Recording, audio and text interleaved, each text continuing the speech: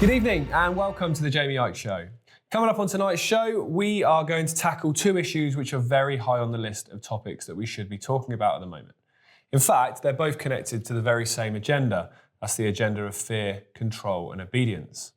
Save Our Rights founder Louise Creffield joins me later on to talk about the push for digital ID, what that really means and how the government have made this policy, it seems, deliberately vague and confusing. She's here to tell us more. Last week, Lewis Brackpool and I were at the Oxford protest, where around 2,000 people attended to show the opposition for the council's introduction of 15-minute cities. We recorded a film to showcase the protest and get the voices of those opposing it heard.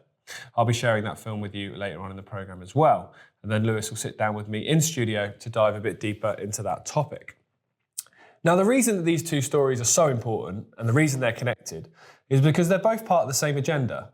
And that's the agenda to push us towards a more dystopian future, which is not one that I want any part of, and I'm sure you feel exactly the same way.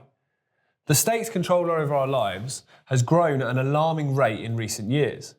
The COVID pandemic gave them a free rein to basically do whatever they wanted. And in many cases, and in many parts of the world, they did exactly that and imposed draconian, inhumane measures on the people. See New Zealand, Australia and Canada, to name just a few of the worst ones. As of right now, sat here, I still can't travel to America because I'm unvaccinated. I mean, how do we let this happen? How do we let these psychopaths have such a control over our lives? Now, I don't want to dwell on the past and dwell on what's happened, but I want to remind you so we don't make the same mistakes again and allow these people to have such privileges once more.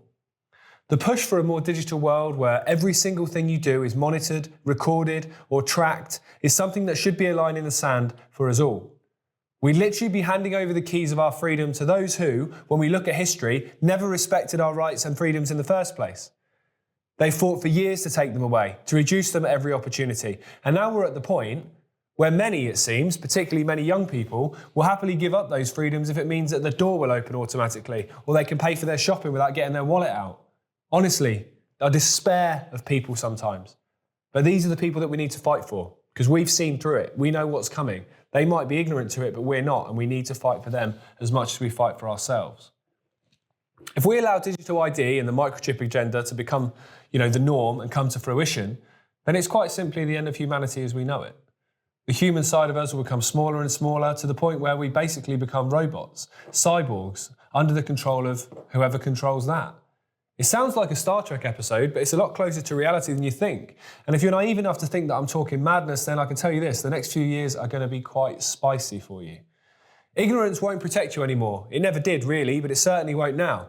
In the same way that people learned through COVID that compliance doesn't get you out of tyranny and never will, ignorance doesn't stop something from happening just because you don't want to believe it is.